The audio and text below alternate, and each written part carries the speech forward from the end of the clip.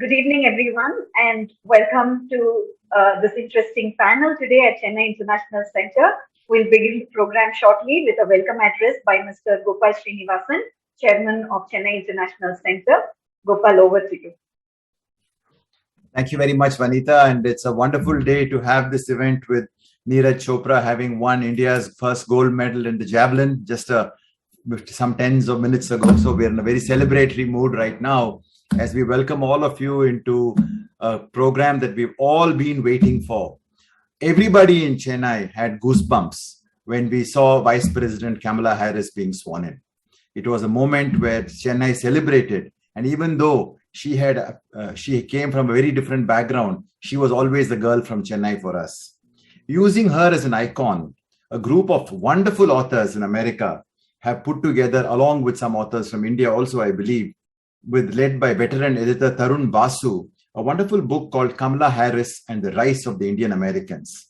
This is a storytelling of a wide range of backgrounds. It is not a narrow view of the growth of the Indians in Silicon Valley or the professors as we know them, but a very wide-ranging view. It's an eye-opening saga of the entire diaspora that has now become 4 million people, I believe, in America, and most importantly, 1.8 million plus votes, which are also represented by the Indians in America.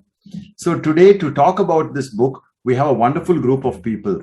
And this book, as I was mentioning, is very wide.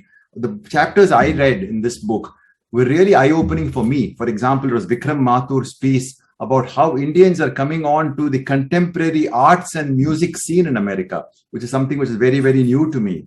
And also with a little bit of poignant and feeling of what needs to be done, Shamita Dasgupta's piece, where we basically said, look, all of the Indians have a very narrow and elitist view of what Indian Americans have done. There are many, many challenging issues. And I'm hoping today, even those issues will come to the fore in the wonderful discussion.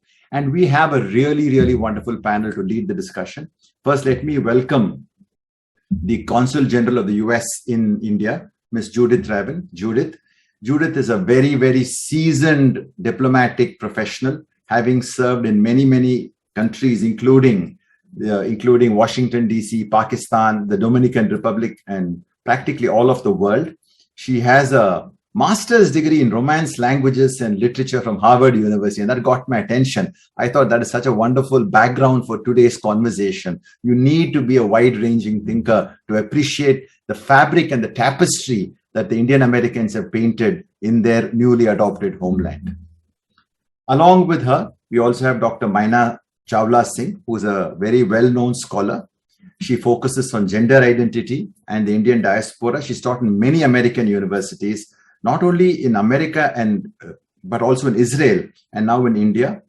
So she was also going to be here, and she speaks many languages, which I think is so wonderful for a person who's again straddling this cross-cultural movement of Indians to America. And as we know, Indians speak multiple languages as a start.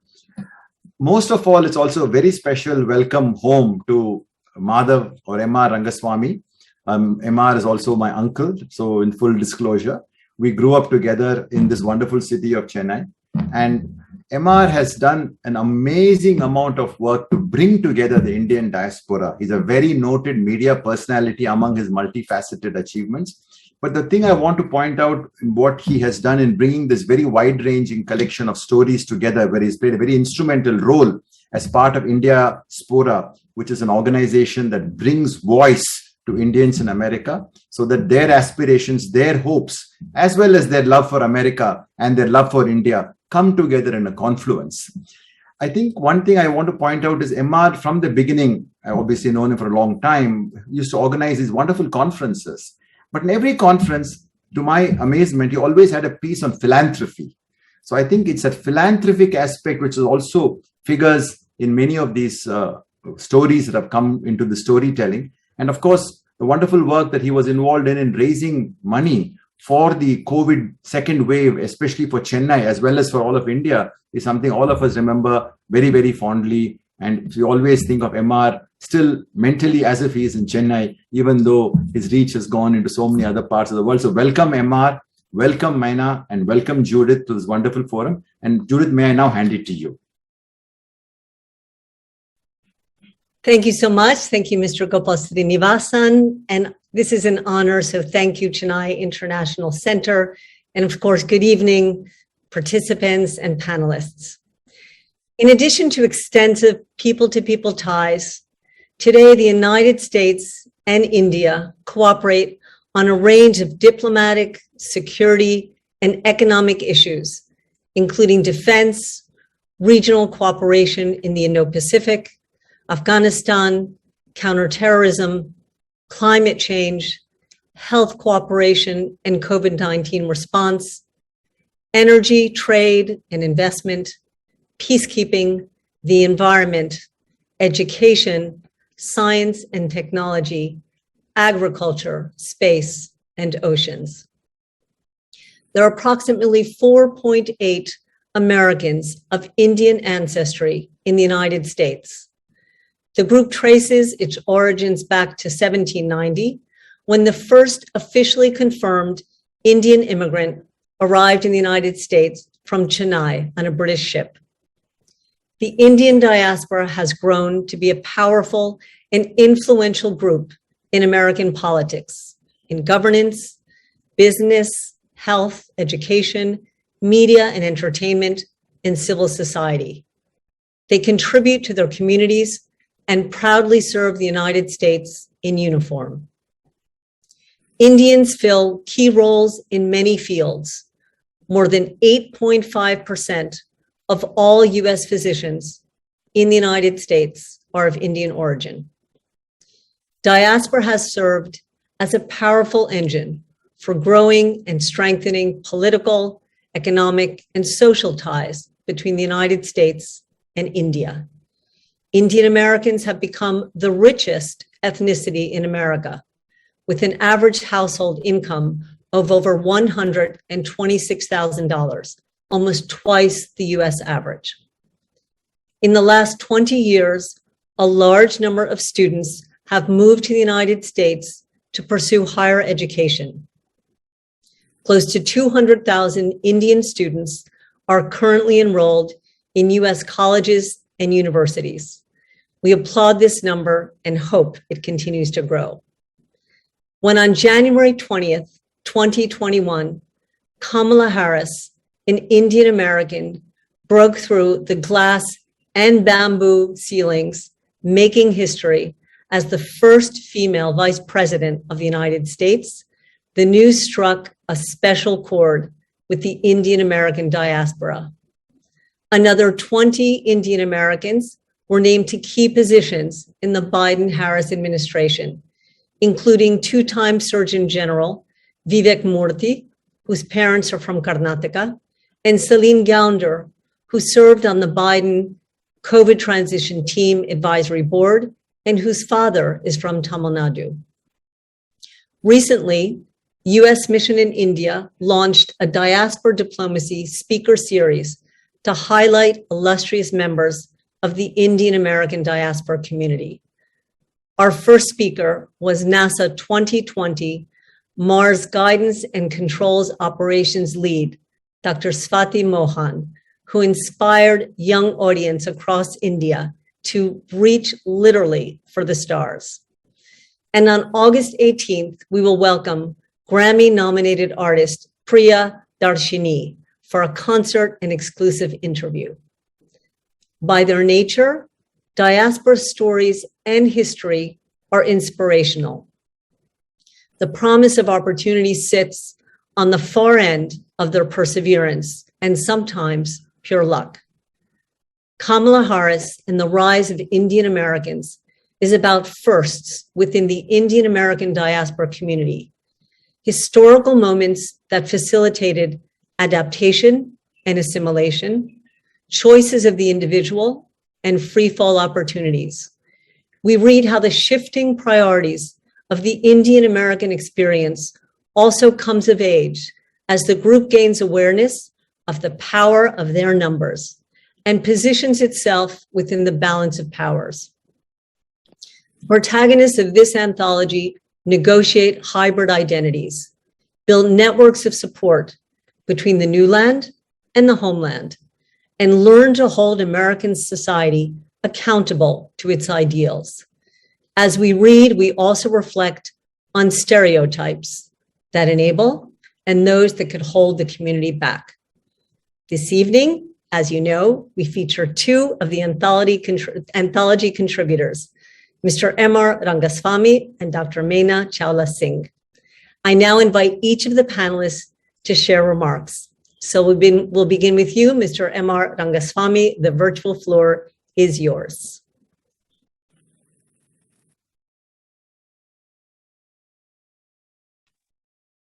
Thank you so much, Consul General Judith Ravan. And also thank you, Gopal, for that wonderful introduction. It makes me nostalgic, and I feel I need to get back to Chennai as soon as I can. With that, I just want to give a brief backdrop of this book and the history of the book. Tarun Basu, the editor, called me about, I think, 9 or 10 months ago to say he wants to work on a book. And I immediately thought that this would be a wonderful project for Diaspora, which is the nonprofit that I founded almost 10 years ago, to get involved in presenting a story of the Indian American community in all its breadth and depth. Because typically, when you are in the US and you say you're Indian, people think you're a doctor or you're a tech executive or something like that. But it's much broader. You know, we are in academia, in science, in politics, in owning motels, in so many different professions, on the television screen, and so forth. So I thought the full story had to be told of our community. So it brings the breadth and depth.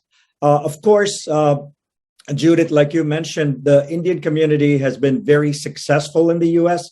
We have the highest earning demographic. We're a great percentage of the doctors. You've seen many of those on the front lines during COVID and on television as well, and in many other professions. But I think we also wanted to talk about the challenges of our community, because I think, as some people may know, and most people don't know, the Indian community is not only the richest, but we have 250,000 people, 250,000 Indian Americans live below the poverty line.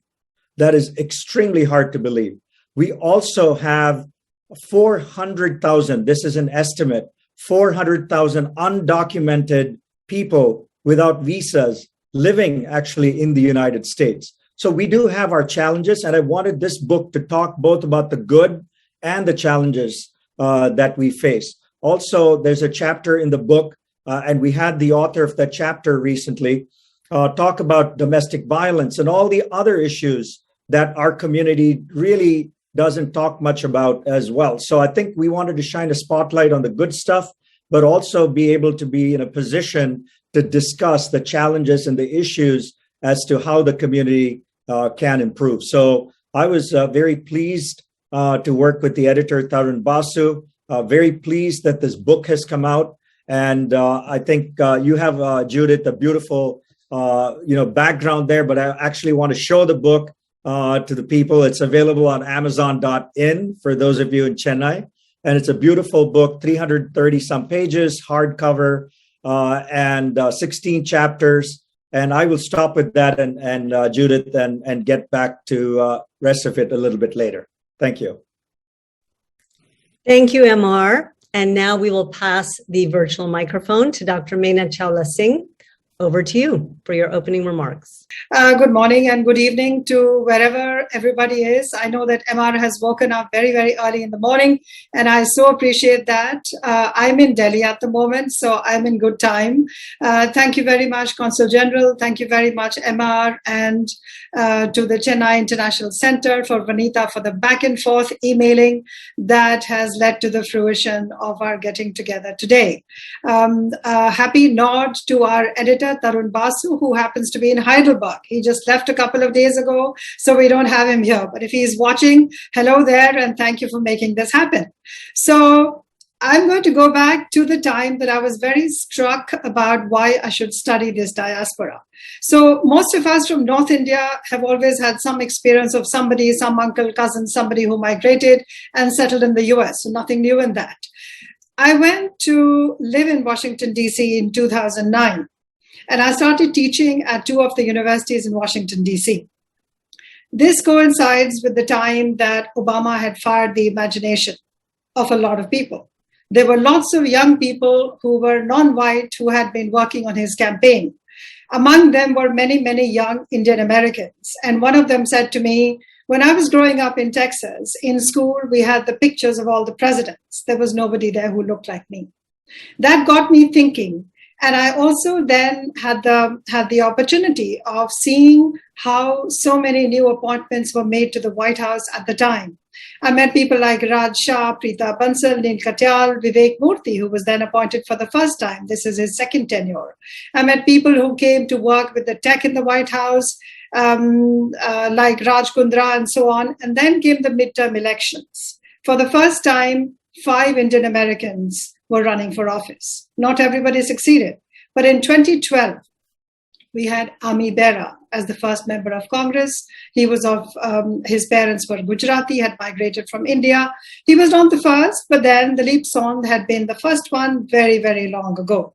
So this was a breakthrough.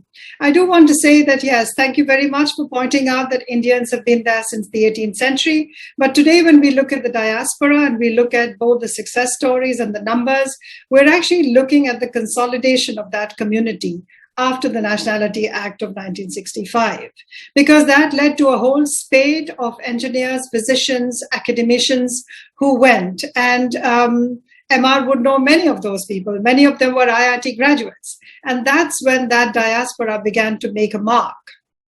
And so as a scholar of diaspora, I take that as a point.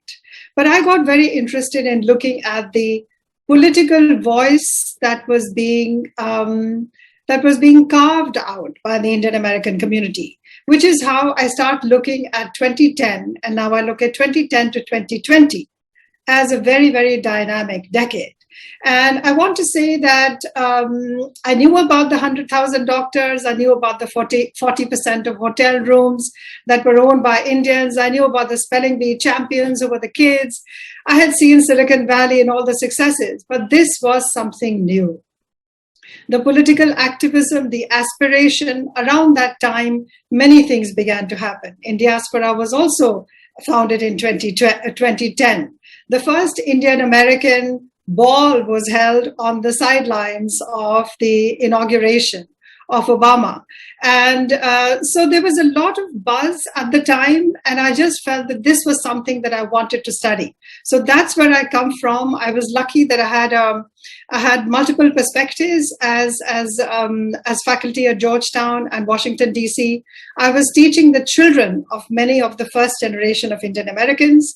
As the wife of a senior diplomat at the Indian Embassy, I also got to have many conversations that were very beneficial and very educative for the perspectives that I was forming. And I have to say that I studied this decade very carefully until I see the important developments like Kamala Harris's election, and also the formation of the Samosa Caucus. There are now enough Indian American members of Congress to actually have a little caucus, which they informally call the Samosa Caucus. So I'm going to stop at this point just with one last word to say this book is an important point in shifting the paradigm from just simple success stories of people who are highly educated, because it's also a moment of self-reflection.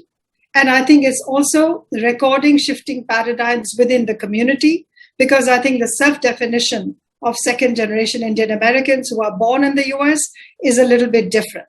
And those are the people that I'm actually researching at the moment. I'll stop here. Thank you. Wonderful. And you've given us some points to follow up with.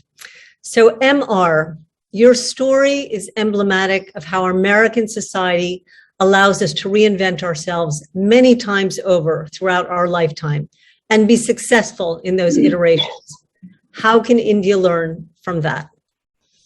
Yeah, thank you, Judith. And again, with the US, the culture that it brings, I think affords us the opportunity to try different things.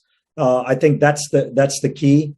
And as someone who went to Silicon Valley 40 years ago, I think the culture of Silicon Valley itself is to try new things. So you kind of enter the space where, when I first came there, Steve Jobs had a little company and he was going to change the world. And look what Apple has become. Or Oracle, Larry Ellison, I used to work for him. Again, I was fortunate to have a cubicle outside his office. Look what Oracle has become. So these are the kinds of people I encountered in the 1980s when I went to Silicon Valley. And those were the inspirations to say, you can try whatever you want to be, right? And so that's the culture that exists in the US. So as someone who left corporate life 25 years ago and tried to reinvent myself, my passion was to build networks. So I took my first stab at being a producer of events and brought together a network of CEOs of software companies, the big software companies in Silicon Valley. And, these people came together because they wanted to kind of congregate and network together and trusted me. And so that gave me the opportunity then to start my second network around the ecology and sustainability movement called the Eco Forum, where we've now brought together 70 of the world's largest companies, including many Valley companies like Apple and Facebook and several others, to kind of tackle climate change. And more recently, like Mena pointed out, in 2012, we started in Diaspora, which is a group of people of Indian origin to come together. So I think the US gives you that space, gives you the opportunity to try. And I won't talk about some of my failures. Maybe I'll save that for the next session. But there are many things that you fail in as well. And the US is forgiving in that regard. And so I think it's the culture, it's the can-do attitude, it's those kind of things that I think stood me well as I started reinventing myself as a tech guy, as an eco strategist, and now more as a community organizer for the Indian community. It gives you that space, gives you the opportunity to succeed or to fail and to reinvent itself. Thank you. Meena, you have lived on 5 continents, focusing your research and teaching on diaspora communities and cross-cultural identities. Tell us, whose voices are missing from the Indian American stories of this anthology? So I just want to say that I see the voices of the LGBT community missing here. I think that's a very, very important segment, which is creating the Indian American community. And I have known many of the younger people. I have been part of many of the networks. I have been to some of the weddings that happen in Washington, D.C. just after the marriage equality law was passed for Washington, for District of Columbia. I think that's something that should be integrated. Those networks exist outside and they're active. They have very good alliances with other LGBTQ groups of other ethnic communities, but they are not such an important, they're not such a visible part of the discourses on the about the self when it comes to in the Indian American community. Again, as MR mentioned, I think the undocumented. The irony is when you're undocumented, then nobody documents you.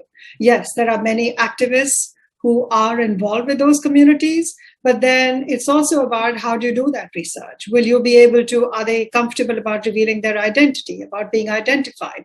So I think when that is such a large segment, it's really important to have those voices, but it's very problematic to say, how is that going to be done? I also want to mention some organizations which are doing excellent work, but which remain sort of segmented from the main discourse. One of them is called SAADA. What they're doing is archive the South Asian archives. They're archiving all the material. This is it was founded by somebody called Samip Malik. He started that about 10 years ago. I met him many, many years ago, so he was beginning the work. He's actually documenting the stories of people who, the stories which are really buried in families. And that's a broader South Asian archive. So it's not Indian American, which gets me to one last point I want to make, which is that the generation of Indian Americans who are born across the US, in Sacramento, in Dallas, in New Jersey, in Cleveland, many of them are actually, they self-identify as South Asian or as Sikh American, not just Indian American. So when you have a broader South Asian tent, then we are looking at that discussion of identity. And that discussion has not yet begun to feature very widely in research. Thank you. Very elucidating, Meena. Thank you very much. MR, you arrived in the United States as a student with $8 in your pocket. 5 decades later, you are known as a philanthropist, angel investor, and known for your efforts in support of innovation, technology, and curating strategic networks. Yet your initial successes were leaps of fate. What does this say about the importance of risk-taking? We can all learn from it. I think the thing that the US, again, to reiterate, gives us is an opportunity to take risk, and there's no stigma with taking risk. So my first job in Silicon Valley, for example, I was with a startup, and this company grew from $1 million to $2 million to $8 million. It was a great journey for 3 years. And then it hit the proverbial, what we call Chapter 11, bankruptcy. And that was my first lesson in taking risk and failing. So the first startup I was with failed, but that didn't create a stigma for people like me and others who were involved to say, we can't try it again, right? So after going to a large company next, I had the itch to go back to a startup, and I did another startup. And this one had a similar trajectory. It doubled every year for 3 years, and then it went broke, right? This happens all the time in the US, and you only tend to hear the successes, whereas most people don't know that 99% of tech companies fail. 1% succeed, but there are people who try again to succeed. And so that's part of the culture of the US, is that you try and you fail. And if you fail, you get back up and you try again.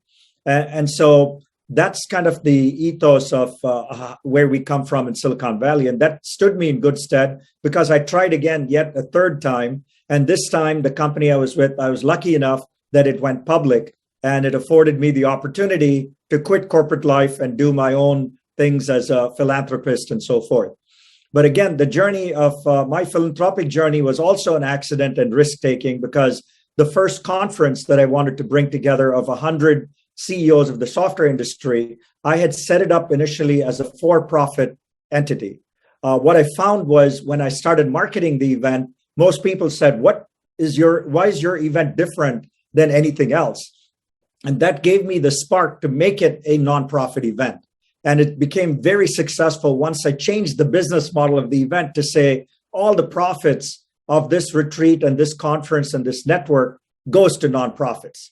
So again, taking risk and making these changes gave me the opportunity, in a sense, to become an accidental philanthropist. And I found I loved it. You know, when I turned this into a nonprofit entity, I found I got more gratification of giving this money back to nonprofits that surrounded the tech sector.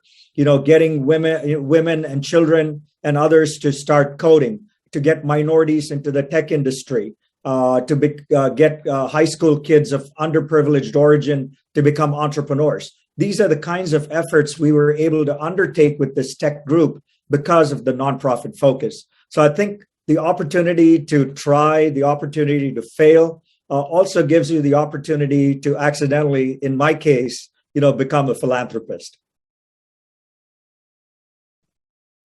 Thank you. And I will say that I grew up hearing that expression, if you don't succeed at first, try again. And never occurred to me until just now how that has created the total basis for entrepreneurship. Thank you for that. Dr. Singh, as a scholar in residence at American University in the nation's capital, you have witnessed a year in which diversity, equity, and inclusion in the United States entered conversations at the highest levels. How are Indian American students on US campuses approaching these topics? Okay, so I remember being on the campus of American University watching the 2017 results of the elections, and subsequently I saw the beginnings of that. I think a lot of what happened on campuses depended on what was the ethos and culture of those campuses, where they were. I'm sure that the mood in a campus in Indiana may not have been the same as the mood in Washington, D.C. And for people who may be less familiar with the difference in ideological positions, I would say that a lot depended on whether the campus was blue or not so blue. And that's how the celebrations were. But subsequently, there were a lot of conversations that began, which then became more and more public and nationwide. Coming to a more specific, before I come to a more specific response to your question, I just want to backtrack a little bit and speak with a note of caution about how we can be more inclusive about the way we theorize about the diaspora. So, for example, not everybody might be aware when we have this little expression about going to America with $8. That in the 1960s was the ceiling on how much you could take in terms of foreign currency when you went to America. Great. But a lot of people who went at that time had engineering degrees, which are worth a lot more. So when you went with $8 and had to work in a 7-Eleven store, your story was going to be very different. Your opportunities, your doors were going to be very different. And this I'm more mindful of because we talk about the Indian Americans today, the numbers that are below the poverty line. We talk about the numbers of the undocumented. And we cannot really use the success story model to say why they will not be able to succeed in a culture that supports entrepreneurship, which is like saying that if I don't have that playing field, then it doesn't matter what the culture allows me to do. So this is just a question I want to put on the table, that those opportunities may not exist. And the bandwidth to be able to fail once or twice does not exist for a family that is working out in Kansas at a store or whatever else. Coming back to how Indian American second generation may have responded to these conversations, which have been nationwide and have been very difficult conversations. I think from the research I have done, which is still in progress, because I think these issues are still in progress. There is no resolution to any of that. Is that a lot depended on where those US-born Indian Americans locate themselves politically. It is true that predominantly Indian Americans they support democratic politics. Many of them are members of the party. I also know that that's not the whole community. We did have a lot of publicity given to groups for Trump and Republican Indians and so on. So I think that segment definitely exists. And so I think that determined where young Indian Americans located themselves and whether they were going to be part of alliances with organizations with Black Lives Matter, or whether they were going to be on the side, or whether they were saying, this is not my problem. I'll stop there. Thank you. And I also want to remind our participants that you can place questions in the Q&A box. We'll address that shortly, but I just want to encourage people to line up their questions. So my next question is for you, MR, because we've just had a great stepping stone to this next question, given that we're talking about generations current and to come. So your career has contributed to leading the United States into the future. And what is your vision for the Indian American or South Asian American next gen and some of the challenges of which you alluded in your opening remarks? One of the things that I didn't want to make a mistake is when I started in Diaspora almost 10 years ago, was to say that this is not an organization for Indian Americans who are born outside of the US, but rather it needs to evolve and continue with the next generation. So one of the things we did upfront as an organization was to agree that we wanted gender equality, for example, that it needed to be 50-50. We're not there yet. We're about 66% men and 33% women and trying to get there. The other thing we laid out was at least 10% of in Diaspora participants should be under 30. So it was either people born in the U.S. or people from India migrating to the U.S. who are younger. And this brings a different perspective, energy, and culture to the organization as well. So when we introduced these young people into the organization, it really changed the dialogue quite a bit, because one of the things that the next generation looks at, unlike my generation, where we went there to study, to accumulate some wealth, to have children, and then to give back, I think this next generation is a little bit more privileged in some sense. That's one thing. The second thing is they have much better ideals. For example, people like my children and many other people's children, they are really not as motivated by going into a Fortune 500 company or into a financial services company or anything like that to make money. Rather, they're much more motivated to go to public service, to go work for an NGO, a lot different motivation in the next generation as well. So what I see with them is trying new things that, the old story with the Indian American community with our kids was, are you going to be a doctor or an engineer, right? That's the age old joke. But now, you see Indian Americans, like I said, in the Obama administration, Judith, now we keep a tab on the Diaspora website, where right now we've identified over 75 people in the administration who are Indian. So this list keeps growing as we speak of people in public service. Same thing on Capitol Hill. There are so many staffers of Indian origin. So you can see public service is one area. We also have a chapter in the book on philanthropy where we have identified many, many people of Indian origin who are not just philanthropists, but leading large organizations. Like Raj Shah now is the CEO of Rockefeller Foundation, and Geeta Murali is the CEO of Room to Read. So many large nonprofits are also being led by Indian Americans as we speak. So I think the next generation is trying new avenues, new opportunities, public service, the Peace Corps. There's so many places that they're getting into that the previous generation, people like me, really went for a job security. And we were also, the other point I want to raise up in the book that's discussed in the chapter, there's a chapter on the next generation as well, written by Lakshmi Sarathi. It's a great thing that identifies how they're broken out of what, and I'm sure Maina can talk about this as well. The Indian Americans was viewed as a model minority. We went there, we studied, we got jobs, we were good citizens, we never protested, we never said anything, and we just kept quiet, and that was our role. And society lauded us and pointed to the Indian Americans to see, those are the model minority people. All the other minorities should be like us, right? I think we've broken out of that now to say, if we need to speak up, if we notice something we don't like, we need to protest. We need to talk to the politicians. We need to speak up. And so I think we have changed, and the next generation is leading that charge. Meena mentioned the LGBT community. They have come out in large numbers within the Indian diaspora and said, hey, we are proud to be LGBTQ and talk about it. So same thing with mental health. Mental health has been an issue with the elderly Indian diaspora of not talking about that.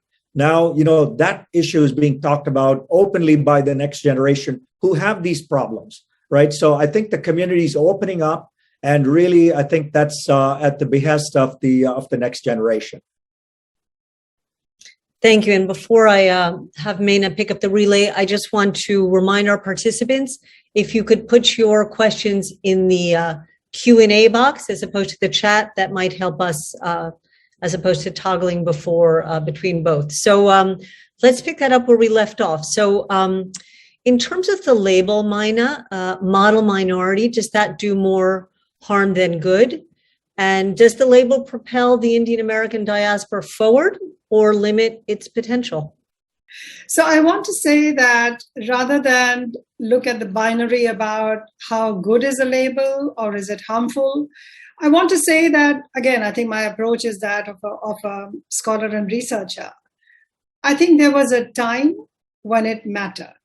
There was a time that was important.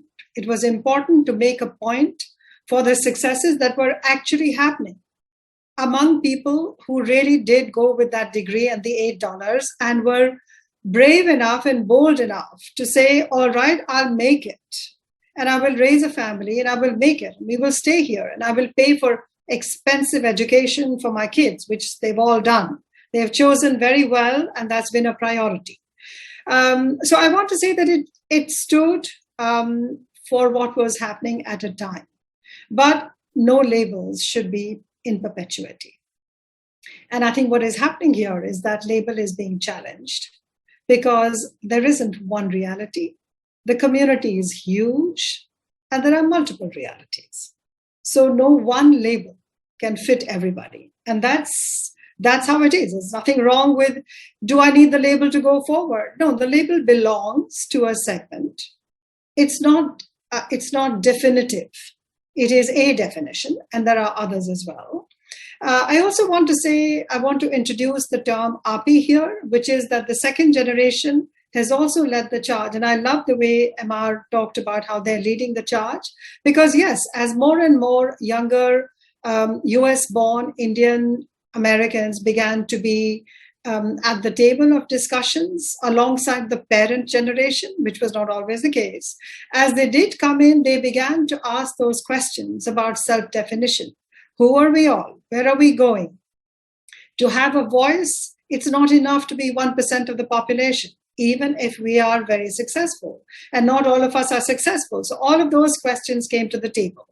And so one of the definitions that has been very appealing to Indian Americans born in the US is API, Asian American Pacific Islanders. And I know of many younger Indian Americans who said they had a hard time explaining to their parents that they need to belong to the broader category and broaden the tent. And the parents would say, I have nothing to do. Who are these Pacific Islanders? I don't know. I'm from Karnataka and my friend is from Gujarat. What is this Pacific Island? And that's when the younger generation said, well, I grew up in a school where I and my brother in New Jersey in a small town were two brown kids. That's it. And so they have a perspective about you want a voice, you create a voice. You want to be a lobby, you create a lobby. So I've been very fascinated with these developments. And so I think this widening of the tent, this shifting of the paradigm is really, really critical. I think this book marks just the beginning, the little tipping point. And I think there's stuff that needs to be written as a sequel, maybe. Thank you. And I think probably myself and all the participants look forward to the second edition. So MR, how can India leverage the Indian American diaspora to the mutual advantage of the United States and India? Yeah, so with the Indian diaspora, again, just to give you a broader perspective, there are about 30 million Indians living outside of India, and there are 5 big diaspora communities, if you will, the US, Canada, UK, Dubai, and Singapore. These 5 represent the most successful and most influential diasporas.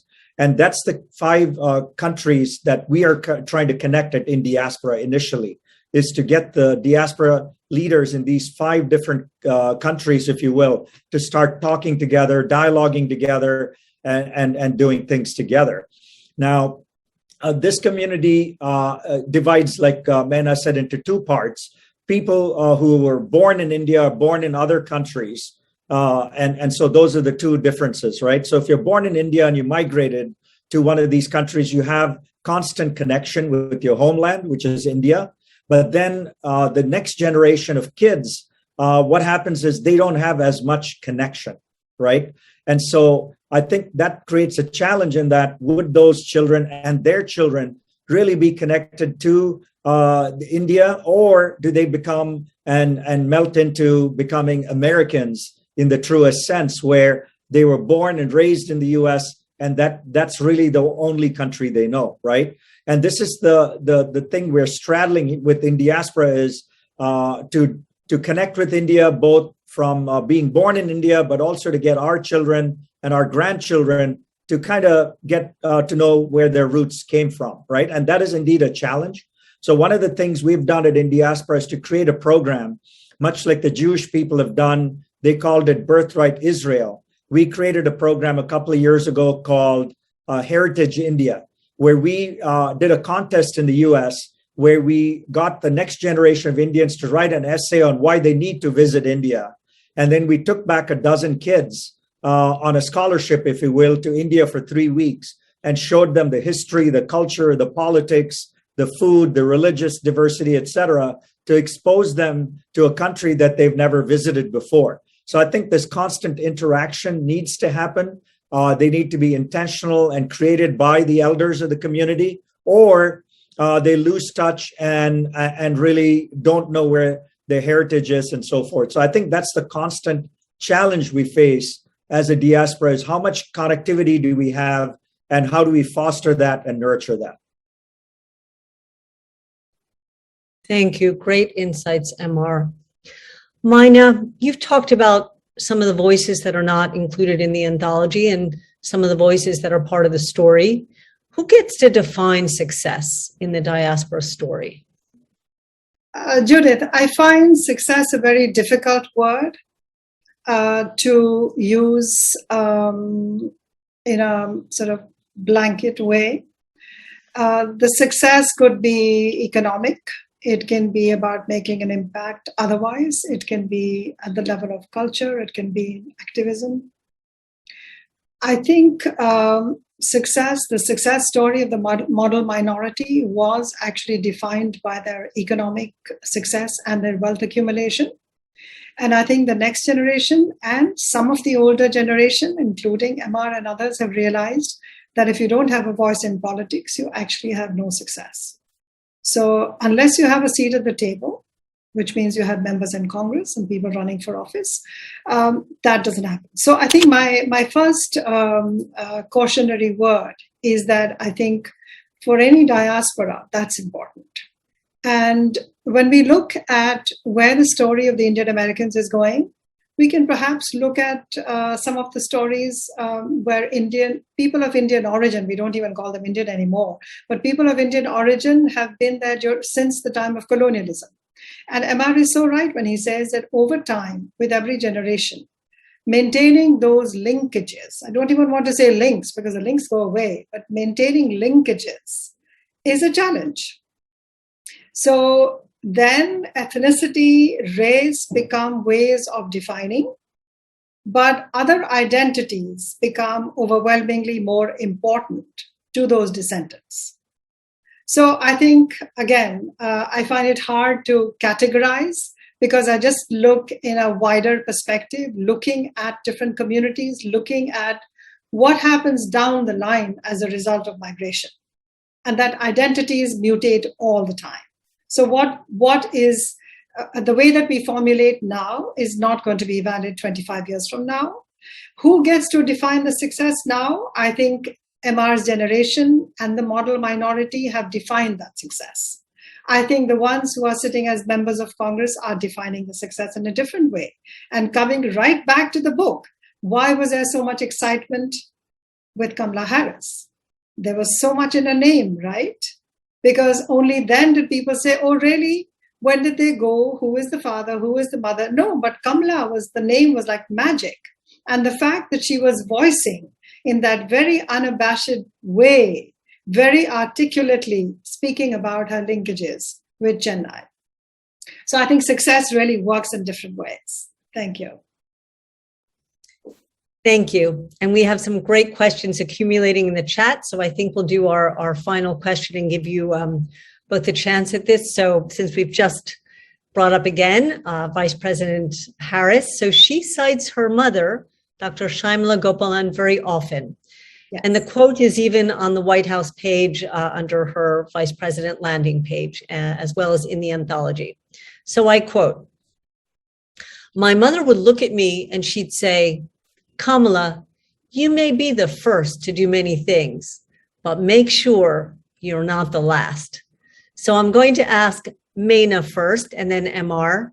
What are you each doing currently to pay it forward? Over to you, Meena.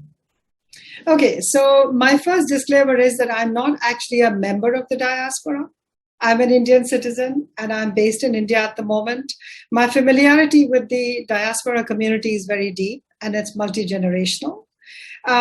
Since I don't identify with that aspect of the identity, I would say what I'm doing is because I'm an insider and outsider. I'm promoting these perspectives that I gain as an insider and outsider. I'm not the parent of an Indian American, and I'm not an Indian American. And I have friends across those generations, and they're part of my research. So what I'm doing is take the story forward and look at the qualifiers that are creeping in to that earlier narrative. Thanks. Thank you. Over to you, MR. Yeah, I can see this with the eyes of, as a father. My two daughters, the first one is studying climate science and ecology and wants to do a PhD there and work on climate change issues. My younger one just graduated from college and has a Fulbright and is waiting to come to India to do her research. So again, you can see the trajectory of the next generation is really to solve the next generation problems, if you will, and not really, like I said, work at a large Fortune 500 company or a financial services company and such, right? So their outlook, their ambitions, and so forth is so different than what my generation had. So I think the sky is a limit. Like you said, you just hosted someone from NASA recently as part of the Diaspora Dialogue. If you noticed, I think it was Richard Branson or I think Jeff Bezos, I forget which one, took an Indian. Both of them took someone, or one of them took an Indian with them on the space flight, right? And so you can see that the sky is the limit for the next generation, where they aspire to go, what they want to do. But one of the things that when we did the In Diaspora ball for President Obama, people are asked, what is the aspiration of the Indian community? And I think it was Ami Bera, the first congressman, recently said, we hope to see an Indian American president in the White House. So the ambitions are big, they're bold, and only time will tell the story of our community. And this is not just the US. If you look at the diaspora in the UK, we have two ministers, in the Boris Johnson administration. You look at Canada, Justin Trudeau's cabinet has 4 ministers of Indian origin. You look at Singapore, there are 5 ministers in the Singapore administration, and so on and so forth. So you can see in many of these diasporic countries, I think the opportunities are limitless, and you'll see even more success in many different ways than our generation had envisaged. Judith, if I may add a line, I would like to give a nod to the Indian Americans who have been in Roosevelt House, the US Embassy in New Delhi, and we have Atul Kashyap at the moment. And I want to say big hello from all of us to say we are talking about the Indian diaspora, and there you are. So I thought we must add that. How could we let that go? Yeah, and we had Rich Varma before that for a few years as well. So I think it's in all facets of life. We're so proud, and our community in the U.S. is so proud to see all the medals that the Indians are winning, right? There's constant, interest in what's not just happening with the U.S. medal count, but what is India doing, right? Thank you, and thank you for the U.S. government shout out. Much appreciated. So I think we're going to go to questions because we have them accumulating in a couple of parts. So I'm just going to go to one because you both touched on it most recently. So the question is, what can Americans learn from the Indian American parenting and their focus on education and success? I would really leave it up to you two who would like to go first, but obviously the person who does, the other either goes second or pinch hits for the next. So who prefers to go first? Would you like to go?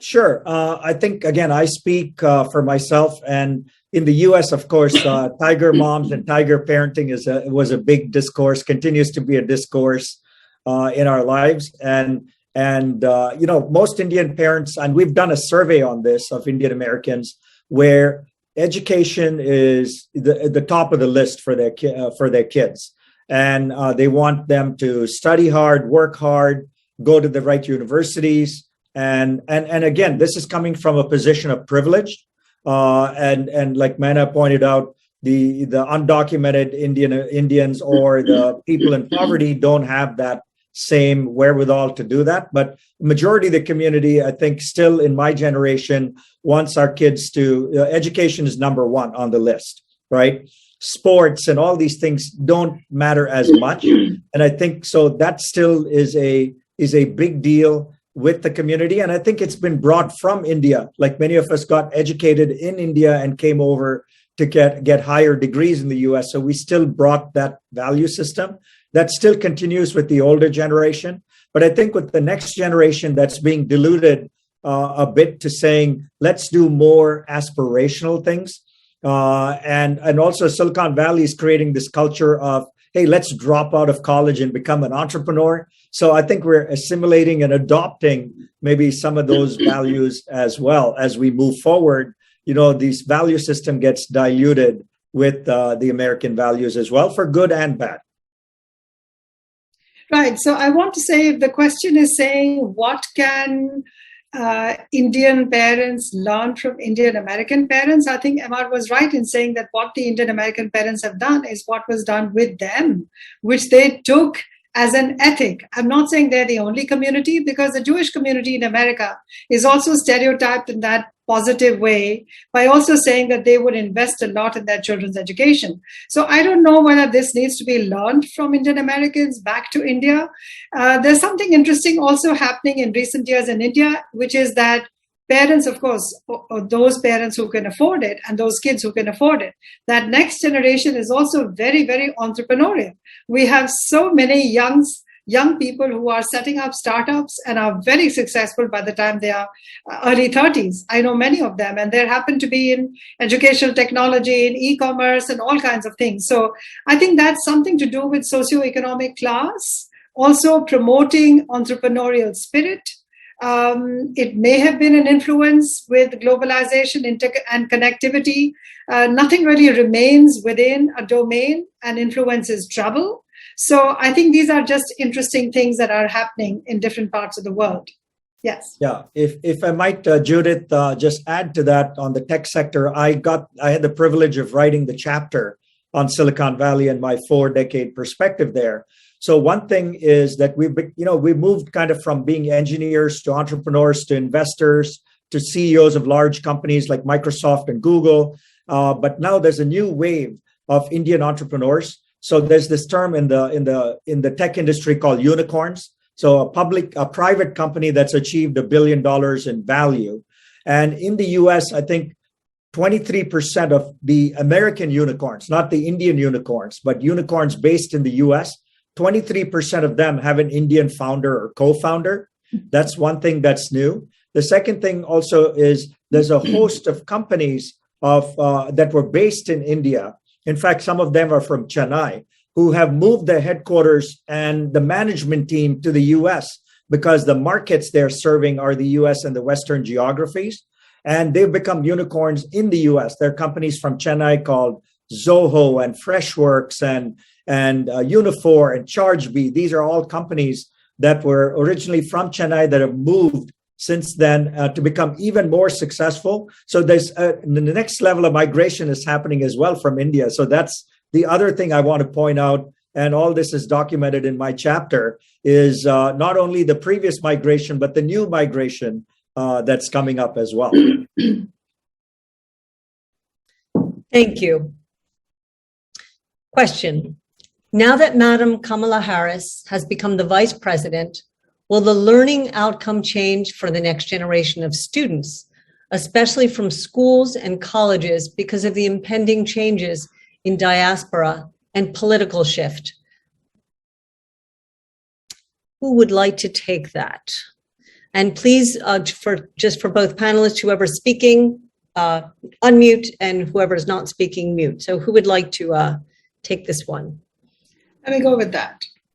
So if the question implies how, I think they're not so specific about which students where, is that going to change the perspective of Indian students migrating to the US? I don't know if that's the question. I just want to say that the appointment or the election of an individual can be a beacon of hope. It can be symbolic. It does not necessarily mean that entire 2 million, 3 million, 4 million strong communities are now going to face a shift or actually experience a total shift. That's not how sociological change takes place. I also want to say that while the celebrations around Kamala Harris were really significant and important and heartfelt, I don't see that as a destination for the Indian American community. I see it as an important point in that continuum. So that's why I feel that saying how this is going to change the way Indian students look at themselves is, I think, too much of a generalization. I don't know. Amar, what do you think? Yeah, I agree with you in that, there's so much to be done. And, I really don't have that much more to add to this one. We call that being voluntold in English. Okay. They say you can take an Indian out of India, but you cannot take India out of an Indian. Did Indianness play any role in the success of Indian diaspora? So MR, let's go with you first, please. Yeah, and I would say this is a resounding yes. In the book, there's a chapter, for example, on Indian Americans in the Fortune 500. There are 60 CEOs that we've identified who run Fortune 500 companies, right? And Raj Gupta, who's part of Indiaspora, wrote the chapter. And in that, he outlined 6 values that stood him in good stead that came from India. So I think the value system brings us back to India. And so that's told in that chapter as well, in terms of taking in, and that's one. The second thing is when COVID happened, when the first wave of COVID happened, Indiaspora's members called us and said, we have to respond. The response last year was both to put food into the mouths of migrant workers in India, but also the food banks in the US. If you recall, there were long lines in the US of people going to food banks to get food. So when the first wave happened, Indian Americans donated generously to both causes, to India and to the US. But when the second wave happened, which was more recent, the Indiaspora and the responded quite differently in giving even more money focused strictly on India. So, in Diaspora itself, we've raised close to $4 million. We've collaborated with many other organizations and raised another $10 million. So the amount of outpouring and an organization I'm an advisor to, Give India, saw, hundreds of millions of dollars come to India, much of it from the diaspora. So I think what we noticed was that we cannot take India out of the Indian community overseas. When there's a crisis, we responded. And a recent COVID response is one such example of how the community rose up. And this has happened even in the past when India had the nuclear proliferation treaty that needed to be signed. The Indian community in the US rose up in numbers to make sure that both countries, really signed the treaty and moved forward. So I think there are moments in time when there's a crisis, you can see that the community steps up overseas and really helps the homeland in whatever way it can. Thank you. Maina, over to you if you wish. 2 words. Identity matters. Until people identify as Indian and Indian American, that's fine. Generation 3, if they say I'm American, my grandparents came from India, that's when identities change. That's my broader research on diaspora. So identity matters. Great answer. Okay. Excuse me a minute. There we go. With the effects of global warming becoming clearer by the day, what role can Indiaspora play in influencing U.S. policymakers to speed up efforts to tackle climate change? Very topical. Over to you, MR. Great question, because on Earth Day, we had an Indiaspora Climate Summit. In fact, we had 2 different sessions, one focused on India and one focused on the world in general. And so this is a huge topic that can bring Indian Americans and Indians together. I think there's so many technologies that can be adopted to fight climate change. Also, again, talk of the diaspora itself. One of John Kerry, who's the climate czar for President Biden. One of his key lieutenants is Varun Sivaram, who is an Indian American. And Varun has the good fortune of having worked in New Delhi in India and also being an Indian American. So he brings both sides of the equation to bear as climate change is discussed. We are nearing COP26. That's going to be held in a few months in Edinburgh. So I think as we prepare for these things, I think India and the US can work in close cooperation to make sure COP26 that's happening in November, December meets with success. And like I said, there's so many technologies that can be used and adopted by India in the realm of autonomous driving, electric cars, renewable energy. You can go on and on. Internet of Things. Tremendous amount of technologies being developed by Indian American entrepreneurs that can find its way to India. Like I said, even people in John Kerry's group are very familiar with India. And so I think, and our climate summit brought together all parties together. And India has a great climate collaborative as well. And we're working closely with them. So I think as we move towards COP26 and beyond, and also the next set of sustainable development goals is an opportunity for us to work together as a community. So there's a lot of collaboration happening, but I think COP26 will bring much of this to the forefront. And let's see what happens. I'm cautiously optimistic that we will have some good things happen in a few months as all the world leaders get together on this topic. Thank you. I'm going to skip to Meena for a question and then go back to you, MR, because I think you will enjoy answering this question. What does patriotism mean to Indian Americans? Meena. I just saw that in the chat and I actually copied it and put it away on a document while MR was speaking so that I can look at it at another time and also examine that for research. So I want to say that when we say Indian American, are we including people who are there on a green card, on a work visa? Are they citizens or otherwise? If you're including anybody who is a citizen, then they have stood in that office very excited to get their citizenship because they wanted it. And they put their hand on their chest and they have said, I'm a proud American henceforth. That's their patriotism. And I think we should understand what that means instead of saying, are you American or are you Indian? That's their citizenship. That's what they want. So patriotism is one of those things that is your question about citizenship or is it about the emotion? Is it about loyalty to a flag or is it about ethnic identification? And I don't need a one-word answer. I'm just saying I don't have a one-word answer because it depends on how you want to define that patriotism. Thank you. Okay. Here we go. Sorry, one has skipped. Okay. Question for MR. Thank you for doing a great job. I can see the third and fourth generation in the UK are losing touch with India. How can the Indian government generate interest?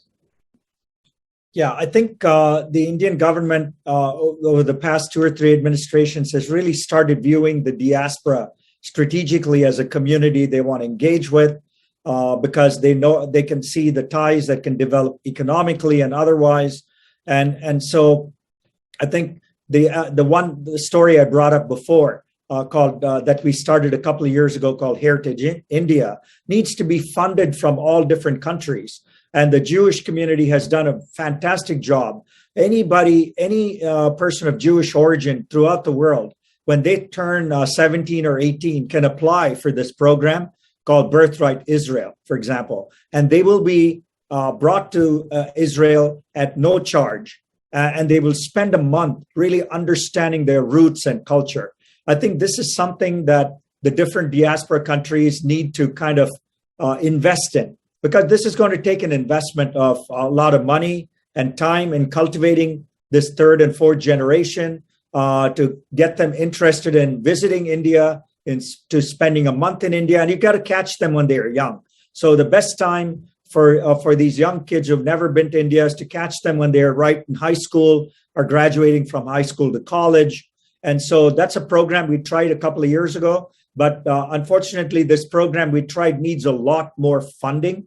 And so we're waiting for a funding source to really kind of expand this program to a greater scale. But I think that's one way to involve this. The other thing is Diaspora is also trying to do a global connect program. We hope to open an office in India where we hope it'll be a clearinghouse for, let's say, Indian high schoolers or diaspora high schoolers or college graduates who want to either visit India or do an internship in India or to even get a job in India, to be a facilitator of those kinds of opportunities. So I think those are the things you can do, is visits, but also internships, or even getting jobs in India, facilitating that. That's something we hope to achieve once we open an office in India. Thank you. May Oh, I sorry. respond? Absolutely. May I respond to that as well? So, Emma, I think this is a brilliant idea, the heritage thing, which is actually looking in a wider way for young people to engage, not just come for a visit and visit the sites and go away. I want to say that the Indian government actually has a program called Know India, and there are people who come from all over the world. There are Indian Jews who were born in Israel who come for that program and get to know India and go back. Because I lived in Israel for 3 years, I began to understand a little bit more about how their Taglit or birthright program works, because I then went to America to live, and I published on Israel as well. So the Taglit program has a very specific intent, which is to familiarize American Jewish kids to get familiar and probably want to migrate to Israel. Israel is 7 million Jews, and just a little less than that are Jews who live in America. And Israel has a very clear aspiration of attracting more and more people to migrate back to Israel and make aliyah. The word in Hebrew actually means ascent. So you enhance your status as a Jew if you migrate to Israel. I think the example of Indian diaspora migrating to India, I don't know that India has any interest in attracting migration back. I think their investment, we have so many people already, but the investment, therefore, is unlikely to be at the same. I think that model won't work for us the same way, but I think your second suggestion, that model is much more constructive, and I would be happy to talk about it. Thank you. Thanks, Meena. This next question, which probably is going to be the last question, I'd like to first give it over to you and then to myself, just because of your experience in diplomacy. The question is, Indian Americans would like to contribute more to building diplomacy between India and the United States. Please advise. So Emar is actually doing this. He's part of this. I think he should be speaking. Emar, would you like to? Yeah, I think one of the things, Judith, that we've done, Diaspora has done over the past decade, is to kind of do what we call track two or diplomacy, where if an Indian prime minister visits the US, we have these sidelines meetings with the diaspora leaders. We've done the same thing when President Obama and President Trump visited India on the sidelines in New Delhi. So we've done a lot of that, where we bring together leaders, business and otherwise, on the sidelines, either in DC or in New Delhi, over the past several visits between prime ministers and presidents. And we continue to do that as we move forward. But I think that's our role. The second role we play also at Diaspora is not to publicly tweet our opinions and things like that. We tend to be a back channel to both administrations in terms of conveying privately the feelings of the diaspora on both sides. And we think that's a more constructive role these days, especially when there's so much social media attention being placed on a tweet. We believe this back channel diplomacy, track two diplomacy, stands us in good stead. Thank you. I think I'll fill in just very quickly from my side to round it out. So This is a great question. We have something that we term in US diplomacy, citizen diplomacy, which is exactly what MR is talking about. And this takes the form of sister cities. So for instance, San Antonio, Texas is a sister city with Chennai, and that has bridged all sorts of opportunities. And Boulder, Colorado has another sister city relationship. As I mentioned at the beginning, there's something that we're calling #Diaspora Diplomacy, featuring those Indian Americans who have done wonderful things in their fields, and making sure that on both sides, people know of those achievements. The private sector has an incredible way of leveraging their contacts, their networks, their insider information, because they live in, at the very least, two worlds, and probably more if they're in the corporate sector or involved in the global economy. And youth, right? Youth are very permeable. So those are all some opportunities. And two final would be volunteerism. Big area of part of what we do in the United States, volunteerism, giving back to society. And of course, technology right now. As you know, we're bridging multiple time zones just in this forum. And so really there's no excuse for the physical limitation of borders anymore. So now I think I'm going to thank the panelists. I'm going to thank the audience and your questions, and I'm going to hand the microphone back to the center, to Chennai International Center. So I think, Nina, you may be up next. Is that true? Thank you so much, Judith. Thank you. And thank you, Judith, for chairing this fantastic session. It has been the most engaging session for us at Chennai International Center. And I think all your pertinent questions, your hard work, and all the details that you wanted to know, we've seen it. And it was a really lovely to get your unique perspective. Thank you, Dr. Maina Singh and Mr. M.R. Rangaswamy, for being with us today also. And we wish you all the very best with the book. Thank you so much. Thank you. Thank you so much. Thank you. Thank you. Thank you, everybody. Fabulous program. Thank you so much. Thank you.